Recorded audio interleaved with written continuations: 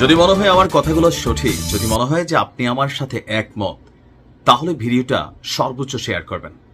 আমার ইউটিউব চ্যানেলটা আপনারা খুঁজে পাচ্ছেন কিনা আমি জানি না। আশা করি ফেসবুক থেকে লিঙ্কে গিয়ে আপনারা আমার চ্যানেলটা খুঁজে নেবেন, যেহেতু এটা নতুন চ্যানেল।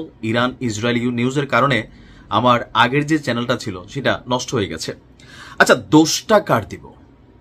উত্তরার মাইলস্টোনের স্কুল অ্যান্ড কলেজে যে ঘটনা ঘটেছে, এই ঘটনার দায়ভারটা আসলে কার? শুরুয়াতটা কখন হলো? আমাদের ফ্লাইট লেফটেন্যান্ট, একজন মেধাবী ছেলে তৌকির, পাইলট, আপনি যুদ্ধ বিমান প্রশিক্ষণের জন্য গতকালকে যে ঘটনা ঘটেছে, এই ঘটনার দায়ভার আসলে কার? এই ঘটনার দায়ভার হচ্ছে এই রাষ্ট্রের, এই সিস্টেমের। কারণ আমরা যখন কথা বলি, এই সিস্টেমও আমাদেরকে ডিস্টারবেন্স করার চেষ্টা করে যখন কথাগুলো বড় বড় মানুষের জন্য যায়। F-7 যে যুদ্ধ বিমান, আপনি দেখেন F-36 যুদ্ধ বিমান এখন বিশ্বে চলছে, বাংলাদেশে কত? F-7। 1976 সালে সেই দ্বিতীয় প্রথম বিশ্বযুদ্ধে ব্যবহৃত তৎকালীন প্রেক্ষাপটের যেই বিকল্প, মানে কি বলে যে যন্ত্রাংশ নষ্ট, সারা পৃথিবীতে এগুলোর কোনো কাস্টমার খুঁজে পায় না, সেই বিমানগুলোই আমরা কিনছি। আমাদের বিভিন্ন সরকার ক্ষমতায় থাকার সময় কিনছে। অনেকে বলছেন যে এত এত আকাশ সীমা থাকতে কেন আসলে এই শহরের মধ্যে আমাদের ফ্লাইট লেফটেন্যান্ট তৌকির তিনি আসলে এই প্র্যাকটিসটা করতে গেলেন। এখানে আপনার কিছু ভুল ধারণা আছে। বিষয়টা এমন না যে এটা সিস্টেমের মধ্যে যে পুরো বঙ্গোপসাগর খালি অথবা বিশাল খালি জলাশয় আছে যেখানে চাইলে এটা করতে পারে। আসলে যুদ্ধ বিমানের বেশ কিছু প্রশিক্ষণ কর্মসূচি আছে। সেই প্রশিক্ষণ কর্মসূচির মধ্যে একটা হচ্ছে ব্যস্ততম নগর বা শহরের মধ্যে যদি কখনো যুদ্ধকালীন প্রেক্ষাপট তৈরি হয়, সেক্ষেত্রে একজন পাইলটের করণীয় কি কি থাকে। যেহেতু তিনি একজন ট্রেনি পাইলট ছিলেন, সেক্ষেত্রে এটা ছিল তার ট্রেনিং এর একটা অংশ যে শহরের মাঝখানে বা ব্যস্ততম নগরের মাঝখানে কিভাবে তিনি ফ্লাই করবেন অথবা বিমান প্রশিক্ষণ নেবেন বা চালাবেন। বিষয়টা এমন না পুরো বাংলাদেশ খালি থাকতে আমাদের অনেক রাজনীতিবিদরাও এই কথা বলছেন, কিন্তু আমি বিষয়টা অনেকক্ষণ ঘাটাঘাটি করলাম, তো দেখলাম কি যে এইটাও একটা পার্ট ছিল যে ব্যস্ততম নগর শহর মধ্যে আসলে একজন পাইলট যুদ্ধকালীন সময় তার করণীয় ভূমিকা কি।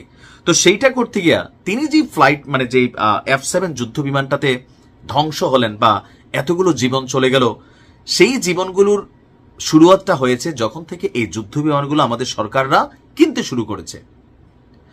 এত এত বাজেট, এত এত বরাদ্দ, আমি জানি না আসলে রাষ্ট্রের কোথায় যায়।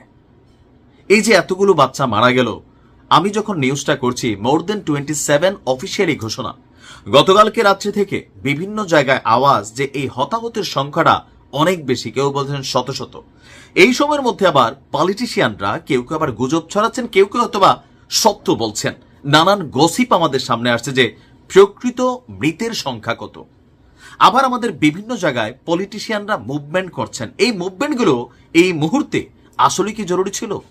এখন যখন আমাদের রাজনৈতিক বড় বড় দলগুলোর নেতারা মুভমেন্ট করেন, তাদের সাথে স্বাভাবিকভাবে শত শত নেতাকর্মী অটোমেটিক যাচ্ছে। রাজনীতিবিদরা যথেষ্ট সাপোর্ট দিচ্ছেন, রক্ত পাঠাচ্ছেন, যাই করছেন, কিন্তু সেখানে যখন বড় বড় ক্যারেক্টাররা যাচ্ছেন, স্বাভাবিকভাবে সেখানে আরেকটা নেগেটিভ পরিবেশ পরিস্থিতি তৈরি হচ্ছে। এই F-7 যুদ্ধ বিমান বা আমাদের বিমান বাহিনীর যে বর্তমান অবস্থান, সবকিছুই কিন্তু সাংঘর্ষিক। পৃথিবী চলতেছে F-36 যুদ্ধ বিমান, যেটা আমেরিকার কাছে, রাশিয়ার কাছে, ইরানের কাছেও এর থেকে আপডেটেড বিমান, কিন্তু আমরা এরকম লক্কর ঝক্কর একটা যুদ্ধ বিমান দিয়ে প্রশিক্ষণ চালাচ্ছি। দেখেন, তৌকিরের জীবন নিয়ে আমার আফসোস নাই, কেন? তার লাইফটাই এমন। প্রফেশনালি তৌকির একজন পাইলট, একটা যুদ্ধ বিমান যিনি পরিচালনা করবেন, তিনি যে কোনো সময় মৃত্যুবরণ করবেন, কিন্তু যেই বাচ্চাগুলো মারা গেল, এই বাচ্চাগুলোর মৃত্যুর দায়ভার আসলে কে নিবে? কথা হচ্ছিল সংস্কার। তো এই সংস্কারগুলা, এই যে মৃত্যুর মুখে তৌকিরকেও ঠেলে দেওয়া, একটা যন্ত্রের মধ্যে উঠাই দেওয়া, এগুলোর কি পরীক্ষা নিরীক্ষা ওই রকম ভাবে আসলে হয়? আমি জানি না যে আসলে কোথায় থেকে আমরা শুরু করবো এই সিস্টেমের বিরুদ্ধে সংস্কার অথবা লড়াই করা। নানান আন্দোলন, নানান কর্মসূচি, অনেক কিছু ঘটছে, কিন্তু আমার কাছে মনে হচ্ছে এই যুদ্ধ বিমান ভূপাতিত হওয়ার আসল রহস্য হলো এই সিস্টেম, এই লুটপাট, দুর্নীতি। আর এই সিস্টেমের বিরুদ্ধে আওয়াজ তুলতে গেলে আপনার আওয়াজকে টেকনিক্যালি বন্ধ করা হয়। আপনি মনে করতেছেন আমাদের সরকাররা এগুলা করে? না ভাই।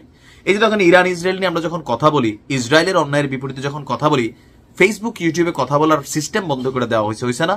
আমার ভিডিও পাচ্ছেন না। আপনি কোথায় গিয়ে কার বিরুদ্ধে কথা বলবেন? তবে আমার মনে হয় আমাদের বিমান বাহিনীর এই F-7 যুদ্ধ বিমানে গত গেল কয়েক দশকে 8 জন মেধাবী পাইলট জীবন হারিয়েছে।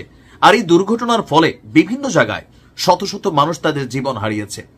আমরা ভুলে যাব ট্রেন্ডের মধ্যে 2 দিন আগেও এনসিপি গোপালগঞ্জে যাওয়ার পর যে মাইক ট্রেড চলছে, আর্মির ট্যাঙ্কে করে চলে আসছে, এগুলো নিয়ে বাংলাদেশ ব্যস্ত ছিল। এর মাঝখানে এই ঘটনা, কেউ বলছেন পরিকল্পিত, বাট আমার মনে হয় না যে এতটা ছোট লোক আমরা হয়ে গেছি যে এরকম কোনো ঘটনা করে গোপালগঞ্জের ঘটনাকে ধামাচাপা দিব। আবার এই বিষয় নিয়ে ফেসবুকে যারা গুজব ছড়াচ্ছেন, আপনারা উদ্দেশ্য প্রণোদিতভাবে কাজ করছেন। এই জিনিসগুলোর সমাধান হওয়া উচিত।